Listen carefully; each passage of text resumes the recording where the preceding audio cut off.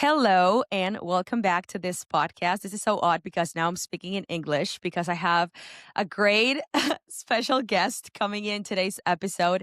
Probably if you've heard my first episode, you know who am I talking about because I was specifically talking about her impact in my whole journey and not only in my health journey but also in my life. And she is my mentor slash friend. She is Dr. Sierra Bains, and I'm lucky enough that we get to create this episode for you all and also like share this space for us to like chit chat about everything and nothing at the same time. And I'm pretty sure that this episode is going to land with a lot of people. And yeah, I'm going to start by explaining a little bit on why did I want to like bring you here, because probably a lot of people don't really know our relationship or like how are we related pretty much.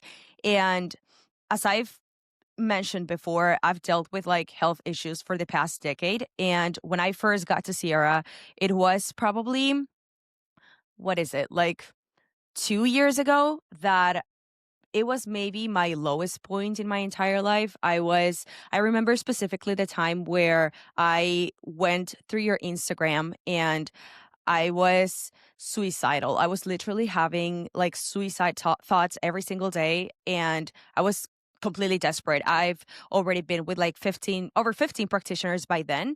And I don't know why, but like you just resonated with me. And I'm like, fuck it, let's just apply and let's see how this goes. Right. And we got into a call. I remember you even like asked me a couple of questions and I'm like, I don't care. Just like get me to the call. Like, I just want to sign up. I'm ready. Just shoot the price. I don't care. And it was just weird because I've never like talked to you before or anything like that. It was just like I felt called to work with you. And just to give a little bit of background, from the science side and from like the career side, Dr. Sierra is a functional practitioner with advanced training in neuroscience, hormone health, digestion, and autoimmune disease. And at 24, while studying for her doctorate, she was suddenly diagnosed with multiple sclerosis and told she would need a black box drug for her life. Stubbornly rejected that fate, and she harnessed functional labs and lifestyle shifts to achieve full remission on her own, and a journey detailed in her Amazon bestseller Rooted. We're going to talk about that in a couple of minutes. And after stepping away from traditional medicine, Dr. Sierra devoted her career to resolving chronic illness at the root, blending science with soul to help women heal worldwide what conventional care has overlooked through her virtual practice called Lifestyle. So, without further ado, welcome to the podcast. I'm so happy to have you here. Oh, beautiful intro, sister. Thank you. I'm honored to Y- be here. yeah, it's been quite a journey, and I know I just briefly spoke about how I got to you in the first place, but I would really love to dive deeper into that because as I mentioned, probably you didn't listen to it because it's all in Spanish, but in my first episode, I was explaining like my whole journey with disease and with trauma and like my whole like life journey pretty much. And I was explaining how my work with you was such a pivotal point in not only my career, but also in my life. Because I feel like before that, I was coming into health with this like perspective on micromanaging every single detail. You know, I feel like even the functional space nowadays can be so hyper focused on like just the food, the supplements, and lifestyle without really addressing like all of the trauma and the identity piece and like all of these beliefs and patterns pretty much that got you sick in the first place. So I feel like you were my first kind of like encounter to this world where in the beginning, I don't know if it was just meant to be or just the way that your delivery was that I was open to that perspective because before that I was um like I was so used to doing things in a very like logical rational way, you know, when we are talking about like nervous system and like as you said like all the woo woo stuff, it's really hard for a person who's really masculine, I would say, to surrender into, okay, probably that's what got you sick in the first place. So I'm really curious from your perspective, because I'm pretty sure you were able to notice such a big difference throughout our time together, which was what, like 15 months or so, maybe, yeah, a year and a half. Like, what did you see when you first saw me, I guess, almost wanting to kill myself 5 minutes before our call, and then afterwards? Uh, well, I don't wanna gloss over how serious that time was for you, like, it's very, beautiful to witness, like, who you are today and, like, the love you have for your life and yourself and how that's just constantly expanding both in, um, your own personal world and in the people that you impact, like, it's really beautiful to witness that transformation. Now, let's go back to that time period. I saw a lot of patterns that I've seen before with other clients in you and also my own journey. Um, just to go a few years ago into why this method works so well and why it's not really talked about is because when somebody is in the dark depths of illness, when they feel exhausted, when they're bloated, they can't eat anything, they're, and moody, and some people are extremely depressed half of the month, whatever it may be, most people are struggling with a chronic illness these days, and it becomes very difficult to see outside of those symptoms. And so they try to rationalize through it because that's how we've been programmed that if you have X condition, that Y medication or Y diet will solve that problem for you. And health is much more complex than that. Mhm. And also, it's very much not complex. It's actually very simple. It's just the way that we get to healing takes some feminine brain. And Mhm. we'll talk about that in a minute. Yeah. Um, but the healing journey that you went on was the same healing path that I had to take, where I had exhausted options from a standard standpoint. I also was in a pretty low place, but I was going to be put on black box medication for a degenerative brain disease, which gives you suicidal ideation. And I was like, I'm way too happy for that. No chance. So trying to figure out in desperation, going on these like blogs and platforms, like who can help me? I figured it out on my own, but it took a lot of um, ego deaths, so to speak, Mhm. of everything I thought to be true was not true. And I do believe that takes a bit of curiosity and an open mind. And ultimately, folks like ourselves really want to find the truth. That's Yeah. all we're after. We don't care if we're right or wrong. We want the truth. And the truth is what allows us to be healthy. And so when we are not living in alignment with truth, the body is going to show that to us through symptoms.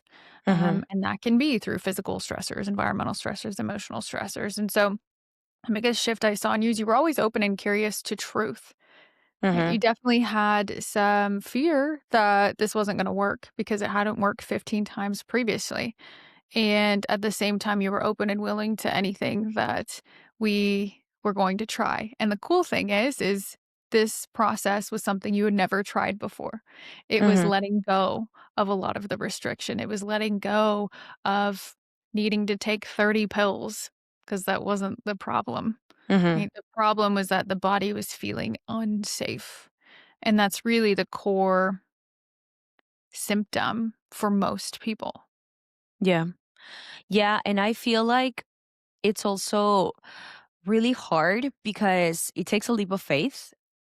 Considering, just as you mentioned, for me, I feel like I went through several ego deaths as we were together, and I still, I still am, right? Um, but I'm really curious because I know, like, I've read your amazing book, and you share like tiny pieces of your journey, but I'm not sure if you've ever actually shared, like the juicy stuff. Like, okay, like talk to us about like basically that. I don't want to say before and after, but like that lowest point that you just mentioned. And basically, how did you get there in the first place? Mm, let's rip it, sister. I'll keep it very condensed because I understand that most people have a story and I'm very empathetic to everybody's journeys. But in order to understand mine, you have to go back to childhood. as we do with everyone. Um, the condensed version is that I grew up in a very tumultuous household. My parents loved us, but not each other. And my mother struggled with substance abuse. My father had instances of domestic violence. And ultimately, there was a situation by the time I was 14 years old that led to their separation in the household by legal measures. During that time, I was taking care of my four younger siblings. I am the eldest of five, and while mom and dad were hashing it out in court, they were doing their best. I had to take on the responsibility of watching the very young children. They were like under five. So I grew up really fast, and I was no stranger to authorities, to child protective services. By the time I turned 18, all I wanted to do was just like get out. And during those first few years is when I actually started noticing the first symptoms. So Mm. I was hospitalized for random stomach aches that nobody could get to the bottom of. And I would, stay overnight and have all these tests run. And I'm so grateful because when I was 14 years old, I had one doctor pull me aside. My parents were there. I was in the hospital. He's like, "Hey, can I just talk to her for a second?" And his name is Dr. Daniel. I will never forget this man. And he looks at me and this was a long time ago before we started talking about the nervous system. And he says, "Hey, how's everything at home?" Mm. And I about lost it because for the first time, somebody saw me and saw that I was holding so much. And he said, "There's nothing wrong on the scans. There's nothing I can treat you for. But if you continue to operate this way, this will become serious."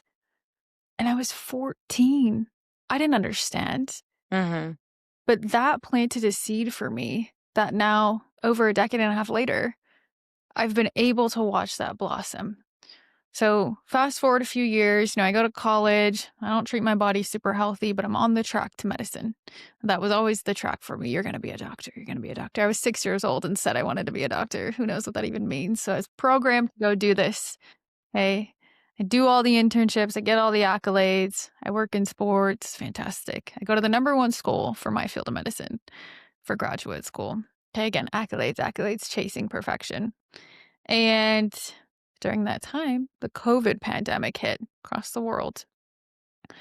And it's always fascinating to speak about this subject because I still, to this day, check in with my safety about how I feel about speaking about it. Because Mm. in that time is when I really grew into who I am today. It was like the beginnings of being not only resilient, I'd built resilience over time, but this was about standing up for myself. And so I'm in school, one of the best research programs around, to support people. I'm working in a hospital at the time, and it's 2021, the vaccines roll out. We're first responders. We get to be the people that take it first. I was so proud and brainwashed. And I go in. I'm in the best shape of my life, mind you, at this time. I'm also bodybuilding. My blood markers are optimal. And I take 2 doses of the Pfizer vaccine. And the day after the second dose, I start getting a little tingling in my leg. Hmm, weird. I think I'm just cold. I live in St. Louis, Missouri. It's freezing. Okay. Mhm. Next day, the tingling gets a little worse. I'm like slapping my leg at the gym. I'm like, what's going on? It's so weird. Right? Over the course of the next several weeks, the symptoms just 10x. I mean, we're talking full body numbness and tingling. I'm randomly bleeding when I go to the bathroom. It's not menstrual blood. It's just coming out of me bright. Something's bleeding inside of me, and I don't know what it is. I'm getting confused. I'm getting headaches. And I end up being diagnosed with multiple sclerosis, which is a degenerative brain disease, which ultimately takes away your mobility over time for those that don't know. And so I had seen people, just be wheelchaired by the time they're 50. And as somebody who's extremely active my whole life, an athlete, that wasn't really a fate that I was going to take. And so in this process, I think I'm dying in my brain at the time.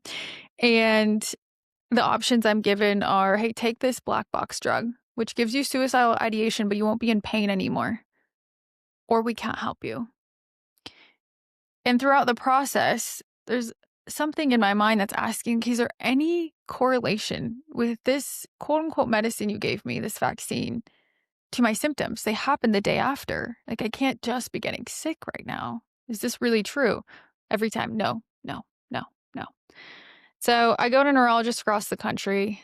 My parents, my mom at the time, she wasn't really set on this reality either. And she somehow gets me into the University of Washington's multiple sclerosis clinic, which is a very, very well known one. And I go in there and they tell me off record, they just say, hey, you don't have MS.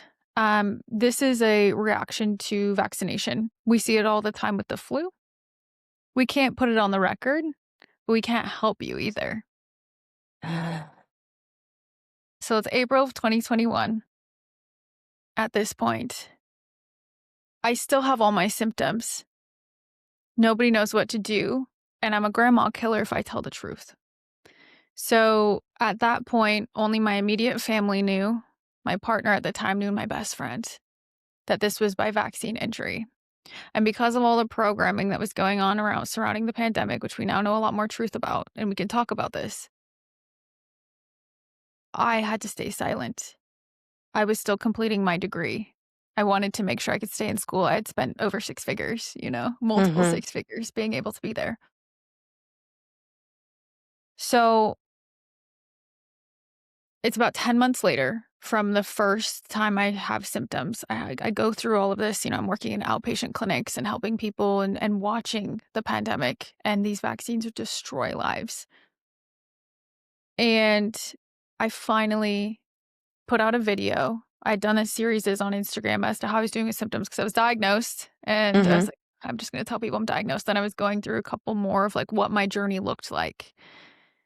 And the fourth video and the final video I did in that series was the truth. I remember I wrote it out on a piece of paper and I had actually typed it because I edited it so much so I wouldn't fumble over my words. And that video, I was so nervous, shaking, so afraid of what people would think of me if I spoke the truth, but I could not live with it anymore. Mm-hmm. It was eating me alive.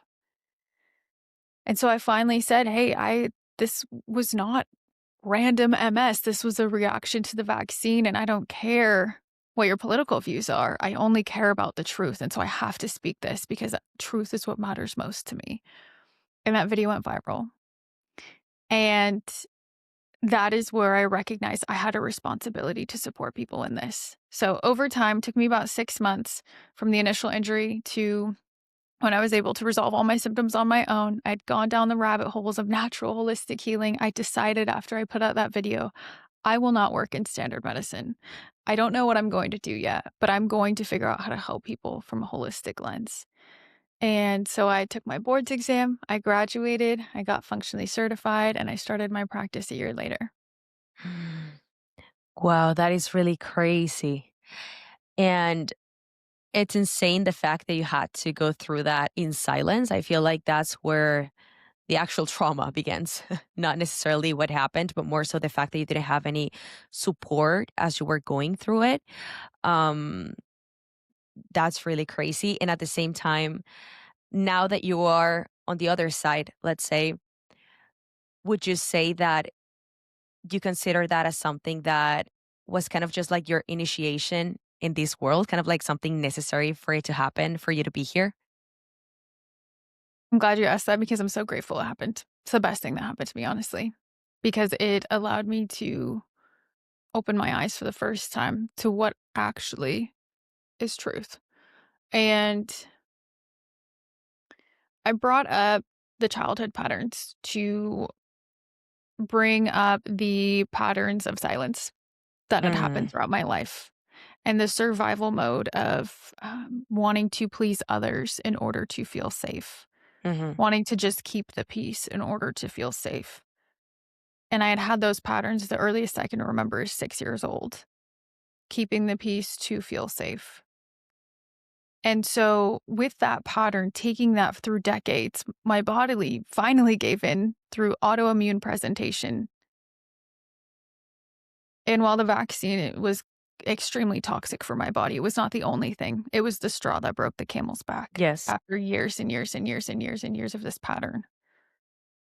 And so it was my awakening to be like, Mhm, I cannot operate this way anymore. And it allowed me the opportunity to be able to live my life in a way that is loving and full of truth and actual health. mhm. no matter how afraid I was of others' reactions, I didn't care anymore.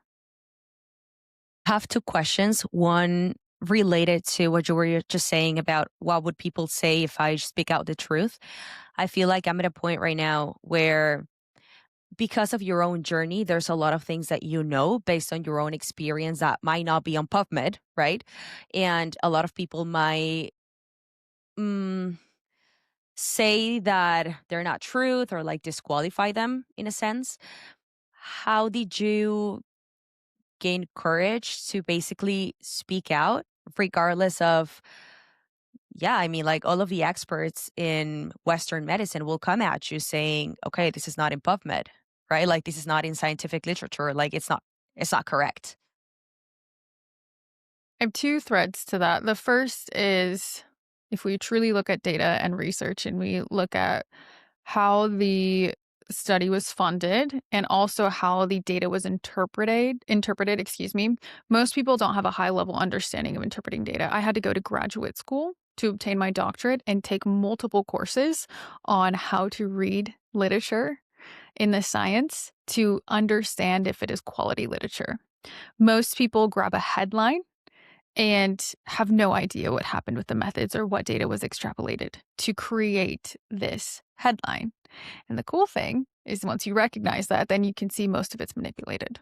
Okay. Hmm. I'm not trying to be extremely cynical though. I do think there are quality studies and things that help us. The second piece, and more importantly, is when did we start outsourcing our intuition to a headline? Are we going to wait for science to catch up? This is very well known in the functional space that the things we know as functional providers takes about 20 years to catch up with research. If you know that eating fruits and vegetables is good for you, and you know that eating McDonald's is bad for you because of the way you feel, but there isn't a study that shows that, are you going to go eat the McDonald's then? Yeah. That's essentially what people are asking. Hmm. D- One of the things I like to do with the people I work with is bring you back to that intuition. Something we even worked on. I was like, Fernanda, you will not be with me forever. I Hmm. don't want that for you. And I want you to feel just as confident on your own, where you don't have to outsource your healing to me or anyone else. And towards the end, that's what you were doing is you're like, I'm feeling this way and I figured it out. Hmm. Yeah. Yeah. And I think I told you back then, it didn't only showed in your container, but in many others where I started to notice a pattern on like, okay, all of this time I've never really tapped into my own intuition or like whatever I thought was correct, let's say. And I was trying to go by what the other expert thought was best for me, which of course like gets us into the rabbit hole, which leads me to my second question that I was just thinking a couple days back. You were mentioning the correlation on your childhood and voice oppression and like trying to accommodate for others and stuff. I was just thinking how the hard thing is never changing the diet or eating more veggies. I feel like even more so as women, the hard thing is to actually set the boundary, be true to yourself, and start questioning yourself. And I would love for you to share a little bit on how was your journey once you became aware on, okay, I'm being this person, like people pleaser, I'm being, I don't know, codependent, silent, and a chameleon basically, to the point where you're like, I cannot be this way anymore. And the limbo in between, because I feel like, at least for me, it has been the hardest part of my entire journey. Like noticing the pattern, knowing I don't want to live in that pattern anymore, but the actual change, it's so fucking hard to hold on a nervous system level. So I think a lot of people resonate in that they recognize the issue and they don't want to change, whatever it may be. But deep down, it's because they don't want to change. We Mm, say we want to, but if we really wanted to, we would. But most people are scared of change because it is the unknown. And the unknown, as animals, which we are animals with consciousness, the unknown is not safe. Mhm. And so we would rather do something that harms us that we know than to do something that is unknown that could potentially serve us. Yes, 100%. I've heard this quote once that humans much rather a hell that they know that um heaven that they don't know, which yes, I agree completely, which leads me to entering our next topic that I feel like has been huge for me to recognize that pattern. And I want to do a whole episode on that specifically. But I think you were one of the first people that I spoke about it. And I'm like, do you know anything about this? Like, have you done it? Which is psychedelics, specifically speaking about microdosing, which I basically just started, well, like 3 months ago. And I feel like it has been something that has allowed me to step out of the picture and become the observer of like all of these patterns, like as they are happening on my daily life, I'm able to recognize within that specific moment, okay, where is this coming from? Is this out of fear? Is this out of people pleasing? Is this out of comfort, etc.? So I would love for you to share your experience with it because I was even mentioning on that episode that it's something that a lot of people use, but not a lot of people are open to talk about or not open to share that they're actually using, which can be really helpful when we're talking about pattern interrupt and also like reprogramming your like neural pathways as you're in your healing journey. I think psychedelics have been wrongfully demonized in society. And if you look at why, it's because they actually are incredibly healing. If we want to look at studies, I mean, Johns Hopkins does a ton on psychedelics. And it's showing that a lot of them are more successful than antidepressant medications. And it's a lot lower of a dose. You take one round of psilocybin or maybe it's MDMA and you don't have to be on SSRIs ever again. And these Hmm. are just small examples. There's a ton of them. And if we think about why that is, then one dose isn't a lifelong customer. So if you don't have a lifelong customer, it's not very profitable. So anytime I want to question, like, why is something this way? It's typically because you need to follow the money. Now, that aside, I love speaking on psychedelics. I think they're extremely healing. They're a wonderful medicine. I think they're a short-term tool and they don't need to be utilized like over the life course. I think that's the difference between them and pharma is it's not supposed to be forever. It's supposed to show you something. You can learn, you can dabble, and then you come back to your 3D reality. Now, Hmm. my experience with psychedelics is pretty fast. I have dabbled in quite a bit of it, and I would say the most healing has been psilocybin, so magic mushrooms for those that are unfamiliar, and in smaller doses. I'm not somebody that likes to take a big macro dose. I've had breakthroughs. I've also always been in a really positive headspace before utilizing any of these medicines, and most folks have some fear around it because they hear about somebody having a really bad trip and they never Hmm. come back, and those things aren't true. And somebody can have a quote unquote bad trip if they are suppressing something that has to come up. And the thing about mushrooms is if it's down there, it's coming up and you have to Yes. face it head on. It's when somebody has a bad trip, it's really just things that we have been stuffing down that we just hit the release button. That's what I think that it does. Once we're able to do that, then we're able to connect very deeply to not only ourselves, but nature and the things around us and just have this like sense of oneness. So I guess that's my overarching little spiel on psychedelics. Now that you mentioned about like macrodosing and having really bad trips, a couple of weeks back, I usually do microdose. Same. I feel like in a sense, I don't like losing control of myself. At least I'm not in the position where like I can hold that yet. Hopefully at some point I will.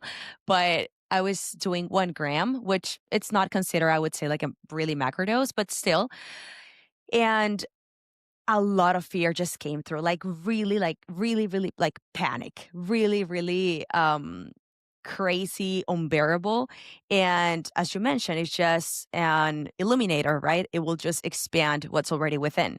So it was just really interesting to me that even though I wasn't like hallucinating or anything like that, without necessarily going into this trip where you like see figures and like basically you tap into God or like the universe in the most subtle but like aggressive way showed me how much fear it's within and basically where most of my work has to be towards, right? To something that yeah, like has been within me for God knows how much time. So it was really like a big breakthrough for me to notice that. And same, I would say that I'm more so into like the micro aside of macro. I haven't done anything bigger than that, but I'm really curious to talk about like once you started like diving deeper into that realm, how did that influence the changes that you've been able to hold throughout your journey up until this point? Because let me tell you, and for everyone listening, whenever I would talk to Sierra in her container, like deep down inside, I was always thinking, like, I feel like she's in another fucking dimension when I'm talking to her, you know? Like, she always had this way to like respond where it wasn't necessarily what you were saying, but it was just like the delivery portion of things. It was just like, I don't know, but I feel like she's onto something. And I never like assumed anything, but I just sensed that. You know, I was like, I don't know, it feels like she's in another fucking dimension. And whenever I asked you and you told me, I'm like, oh shit. Now everything makes sense. Now I get it, right? Like I'm flying there. And yeah, I'm just really curious. How did that impact it, like your work and your being?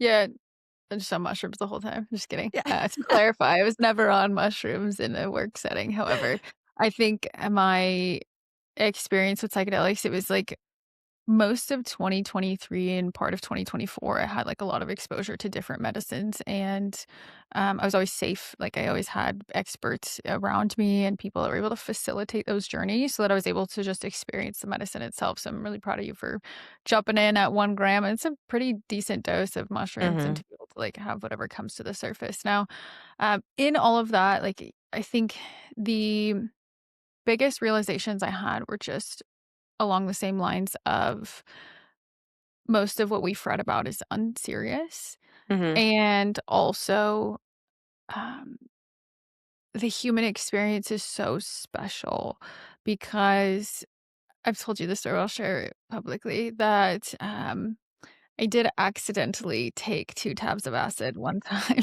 which if you don't know, that's a fuckload of acid. Right? A tab, is typically like, what is it? Like 10, it's 100 micrograms, I believe. So, I took 200, which, like, typically my microdose is 5. Like, a microdose of LSD for myself is 5, and then I took 200. So anyways, um during that time, like I said, it was an accident. I, was in a safe place and I was with loved ones, and I had no ability to have, like, inhibition of fear. What are people gonna think of me? Like, I just had to experience it, and at first it was really funny, and I was silly, and at no point did I hallucinate, but I felt very deeply, and one thing that came through for me was I had this frustration with wanting to be God, like with God, and there is God in us, there's divine in us, and everybody's beliefs are different, but I believe that we are connected to divine and also connected to one another. And I was just like in tears, like, did you create, talking to God, like, did you create the medicine so we can connect with you, or did we create the medicine because we know you're there? And I was in that loop for Lord knows how long. It was probably 20 minutes, but it felt like 6 hours. I was just Hmm. like, what? Why? Why? Why? And I had to come to this conclusion that I've carried with me to this day, that what a blessing it is to be in the confines of a human body, to have senses, to have problems, because God's life is perfect. Hmm. There is no feeling. There is no sadness. There's no pleasure. It just is when you're in those states. And while that can feel so relieving when you're in the human realm, where we get to that oneness and it's gorgeous and I love it, and psychedelics have brought me there all of the time. I've been able to become really grateful for the humanness that we have. And so when something maybe challenging occurs, I take it as a blessing. Like, thank you. maybe not on my path or this is my path, but I'm so convicted that this is going to be net positive for me. And also, I'm grateful to just even be a part of it. Because eventually we graduate this 3D level, go on to Lord knows what, and it is perfect. And we miss this. Yeah. So, in that, I think that that has come through potentially in like who I am. I have like a lot of ease about life, even when things are really heavy. I still have feelings and I still move through stuff, but I still am able to integrate like this peace about all of it. Like I'm so grateful. I used to wake up every day and like have just running thoughts and anxiety, and I didn't realize that that wasn't normal and that you're actually like not supposed Mhm. to have a narrator all of the time. Most people do. It's like not Yeah. normal at all. And the other piece is in being able to relax and let go. That like I'm not really even in charge of this experience by meeting God in different ways. It has allowed me to connect easier. An analogy I've used before in our container is I like to think of spirituality as having like a pipe. Maybe it goes like right through us, through the top of our head and it goes up to God, whatever you believe that is. And that pipe gives us the connection. And for some people, that pipe is clogged. So you can't get the water to flow through very well. Well, as you do the work, as they say, as you are able to get into your parasympathetic and regulate, that pipe starts to get clearer. The connection was always there, it just didn't have a way to transport. And so things like medicines and psychedelics and, breathwork journeys or meditation, all are little things that help us clear the pipe. And so when you maybe felt like I was channeling Mhm. in my delivery, that happens sometimes. I'll say something like, well, that was not me. I don't know where that came from. Definitely not me. I think that's due to a clear pipe. Mhm. Yeah, I agree, and I have a question regarding that. Now that you spoke a little bit about your background with how your emotional home was before, like, I'm pretty sure back then you were not responding the way you respond today with, like, to problems or, like, to normal life struggles. What would you say were the 3 most maybe random or uncommon things that change your emotional home to where it is today? And what I mean by emotional home is, for the people listening, is when we are used to an environment where there's a lot of violence, a lot of suppression, a lot of fear, that's basically what's going to live within you. Like whenever shit happens, whenever shit breaks the fan, that's the way you're going to react, right? And like that's a key word, you're going to react. And as you are becoming more conscious and as you're doing the inner work and basically recognizing those patterns and working through them, I feel like you have the ability to shape shift that emotional home towards someone who's actually able to respond in a way that you can surrender probably into the struggle or into the experience without necessarily meaning something about you or reacting in a way that just makes your life miserable. So how'd I get there, essentially? Yeah, I think the biggest thing when I recognized that there was misalignment in what I believed and what my life looked like was, first of all, changing my external environment. So I have moved multiple times, and finally feel like I'm settled in a place that is for a while. But at the time, I had to separate myself from my family. I was going to school anyways, but ultimately it felt really good to have that distance so I could process on my own. I was leaving a home city and home state that were not good for my mental health. And I stopped consuming things like the news. That's where I started. So my external environment, I was starting to control like how I felt safe there. So creating distance, controlling some of my inputs by eliminating things was number one. Number two was then controlling some of the inputs by adding things. So instead of watching the news, I was reading books. I remember I first read, like, after I moved, Breaking the Habit of Being Yourself by Joe Dispenza. I didn't understand what it was. I didn't even like it. Like, I Yeah. didn't even enjoy the book, but I'd Who the heard hell is about this it. guy? I was like, "What does this even mean? Meditation?" I had no clue, and then I read the 4 Agreements, um, and that one finally, like, spoke to me, and I was like, "Oh," and then I got an Eckhart Tolle, and it's just, like, kind of, Michael Singer, you go on the rabbit hole of these books. And at the same time, I started, like, looking into information that made more sense to me whether it was health or nervous system stuff, and so it was controlling the environment externally, controlling my inputs for how I was going to be programming myself because we're human beings. We are literally wired to be programmed. We determine how we are programmed. It's like using an AI bot. You get to decide what gets plugged into it. Mhm. We're the same thing. Things get plugged into us. What is being plugged in? So I started to understand that concept and plugged in the right things, at least at that point, as far as I thought. And then this is more of a result of being able to do the first two is that number 3, I was able to actually hear myself for the first Mm. time. Instead of constantly feeling distracted by fear, by other people, by what people thought of me, by slowing down, by starting to play with breath work and meditation, started to hear what my body was asking of me, what my mind was asking of me, and all of it was the same. It was just to, like, be present, Mhm. and that allowed me then start to trust myself even more to continue digging down that path, and when we create self-trust through repetition and we look at our life, this is an exercise for people, is, like, think about the last time or a major time where you made a decision that did not make any sense. Did not make any sense at all, but you had to do it and it worked out for you. For some people, that's like a move to a new place. Like, wow, that actually worked out. I met the love of my life. For some people, it's leaving a relationship. Like, oh, I got to go travel. Right? Everybody has that moment where you trusted yourself more than what the outside was saying. That's intuition. Mhm. And so then we go back, we look at our life. How many times has that happened? Probably hundreds, if not thousands, if not tens of thousands in these micro moments. When have you trusted yourself?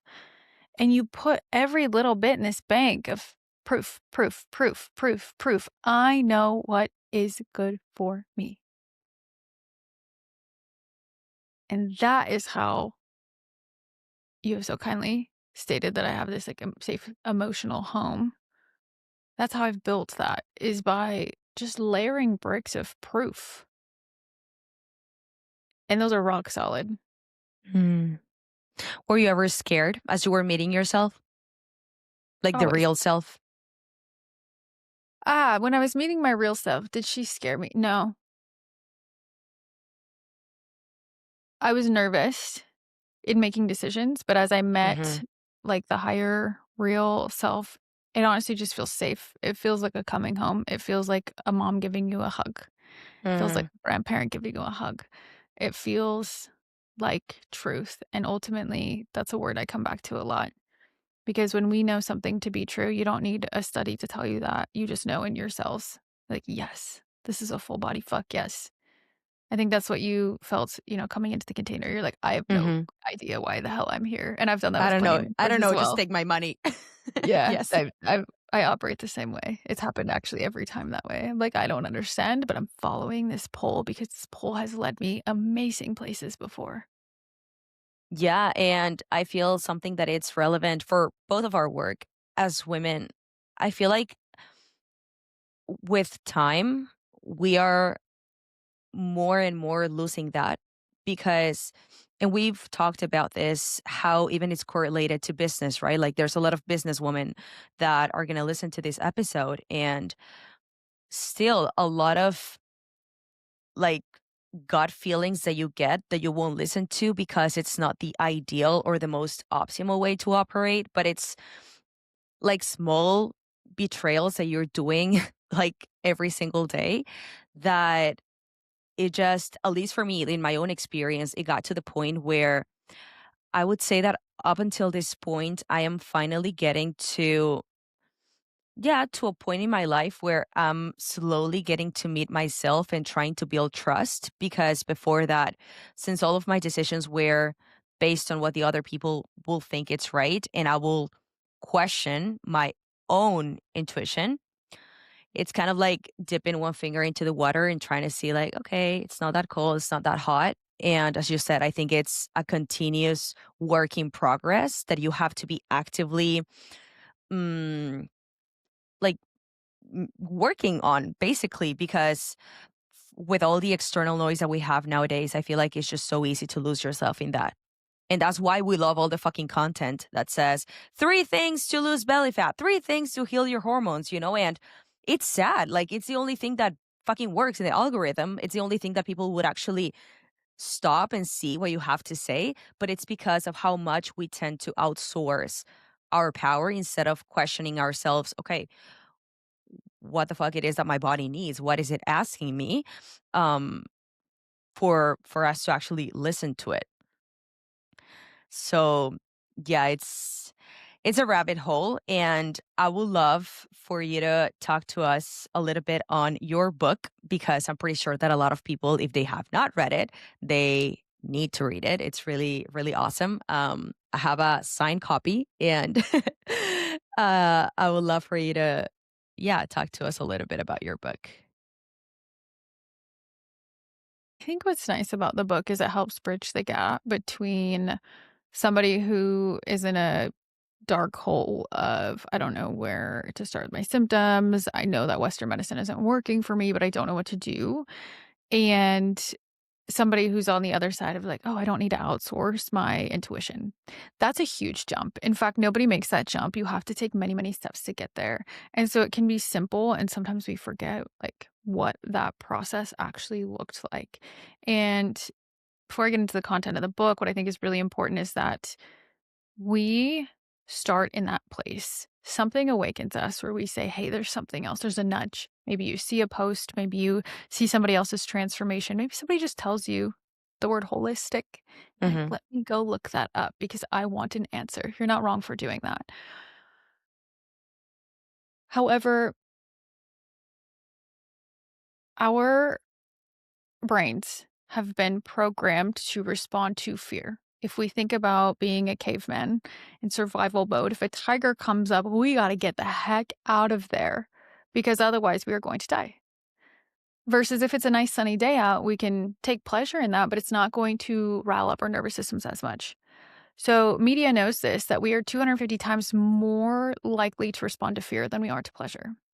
And so when we look at algorithms and why things are being pushed, it's because they want usage of these apps or the news or whatever. So people who are paying ads are able to make money, right? They're able to make money off the ads. Okay. It all comes down to the money. So we're using fear to make money. Which is why it can be difficult to have this view of like, just trust yourself, trust your intuition, you know what you need. No, but that person can't do that, actually. Hmm. If we look at what's called a map of consciousness, it is in a book by David R. Hawkins called Letting Go. He explains this concept of how emotions are actually measurable in certain frequencies of energy. It's fascinating. Letting Go, David Hawkins, highly recommend it for anybody on this journey. And most people are operating in a survival paradigm that has states of fear and anxiety and sadness and scarcity. And that's like what you think the world is like. 75% of people, if not more, are operating in that state. So we have to actually meet that person where they are. That's where I met you a few years ago, in that state of fear. And hey, it's okay. I'm going to speak to you in terms that you can process, that have words that you understand that, hey, I understand you're fearful of this. A good example would be like, hey, I know that you don't want to try eating these foods because this is a real story, because Hmm. they give you tummy aches. Okay. You have sensitivities to these foods, but you've restricted for so long. Like, what if we try bringing it back in and seeing what happens? What's the worst that happens? Okay. Yeah. And we did that. Right. Over and over and over again, we were able to reintroduce some things into your diet early on. You lost a lot of inflammation, all these things. But you have to speak to somebody who's in fear first. Now, okay, Fernanda brings foods in, Diet Coke, butter, and beans. I remember that message. I'll never forget Yeah. it. And you have proof that you are okay. Mhm. So now we can be like, ah, maybe I'm not fearful anymore, but I can have a reason. I can use logic. I can have curiosity about this. And you keep layering proof and proof and proof and proof before now you're like, wow, I feel so good. I'm no longer operating in fear and scarcity, that actually I can see the bright side. And I'm operating out of love and joy and peace and enlightenment. That's how we climb our way up. You don't just bounce, unfortunately. I've never really seen that where somebody's in fear and then they go to enlightenment. It doesn't really happen. You have to kind of work your way through the levels. Yeah. And so I think what the book does is it starts to explain. It was written for the masses. It was written for the people in the 75% in the survival paradigm. The word choice I have in there is very clear that that's who it is for. It's not really you and I having a conversation. It's meant to explain these concepts that can feel really big and scary in a way that is digestible, and then to give you solutions that could help you. And then in doing so, my intention with that book has been never to make a profit, never to really turn clients out of it, just to see if people can resolve things on their own. I've gotten lots of really beautiful messages that that book has helped a lot of people. And so I think it's a nice bridge for somebody in those states of like, what the heck is going on? What's wrong with me? Am I a medical mystery? Am I ever going to be better? Is this my new normal? None of that is true, by the way. There's always an answer, and the book can help start to put some of the puzzle pieces together in someone's journey. Yeah, I agree. And where can people find it?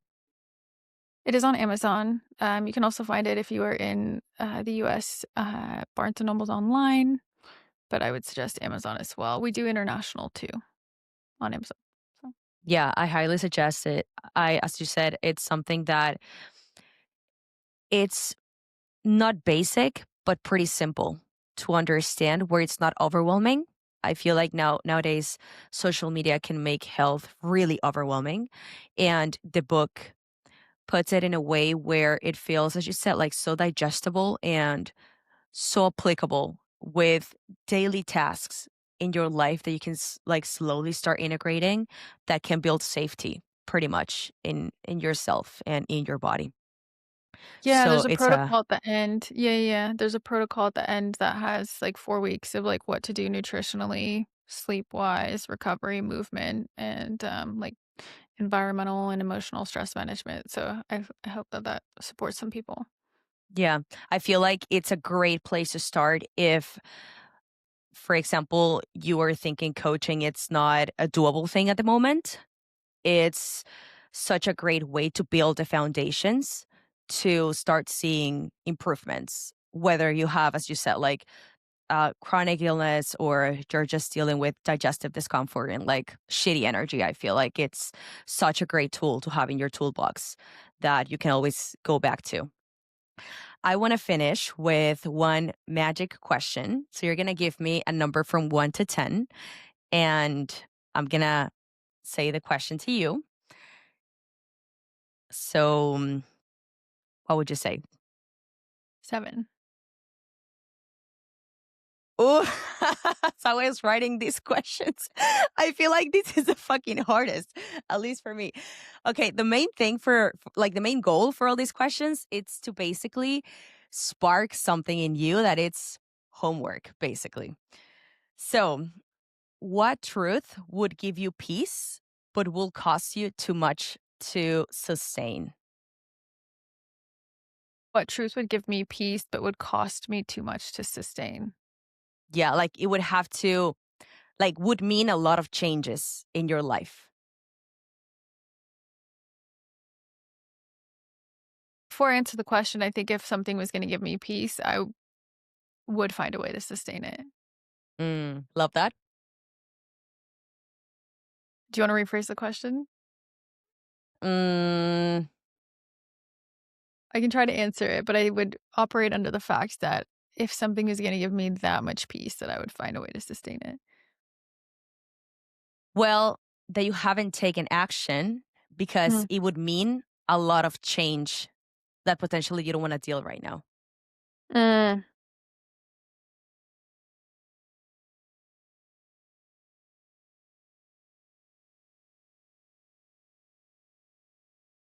Hmm.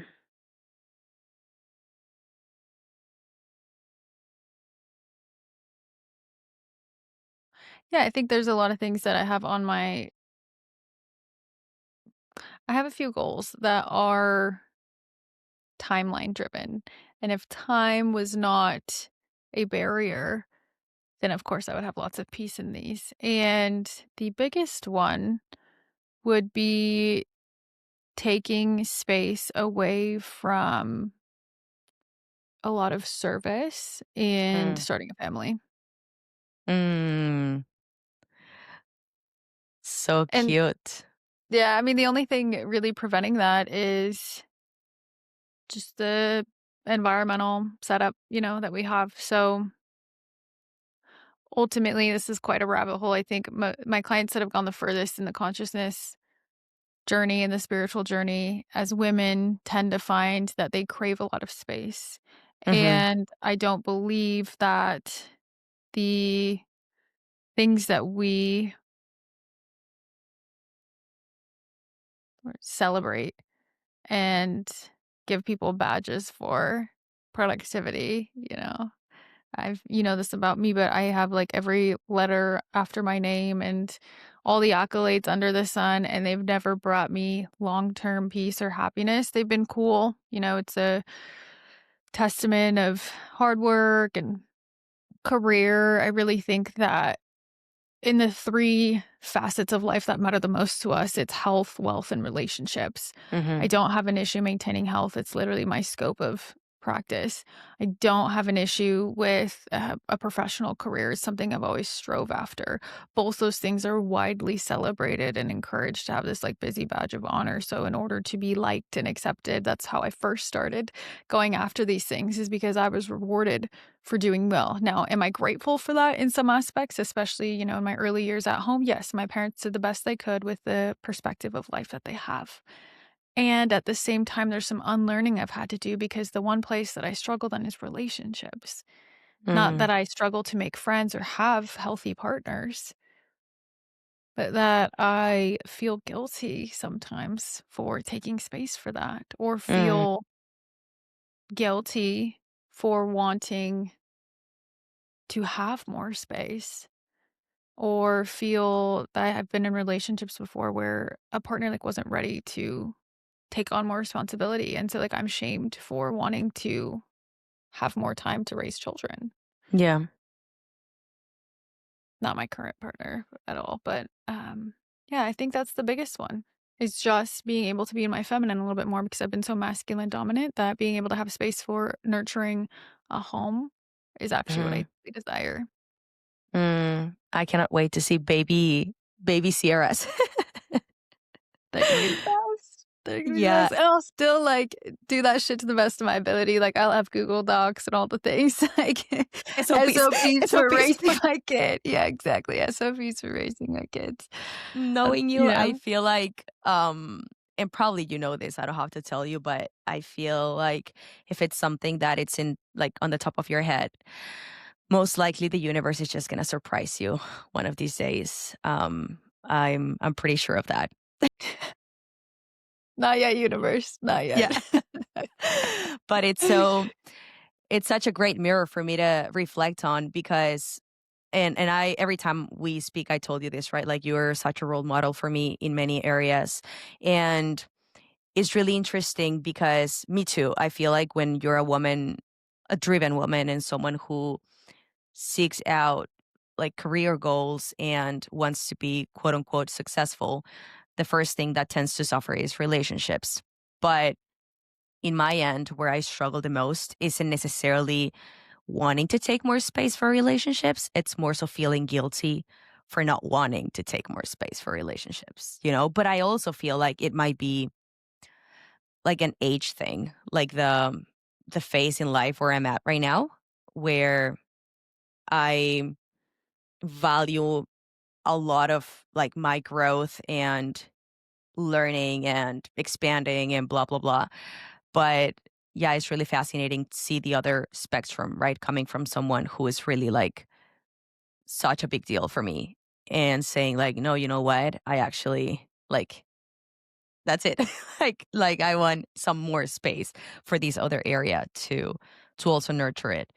And it's really awesome and I'm pretty sure it's going to happen.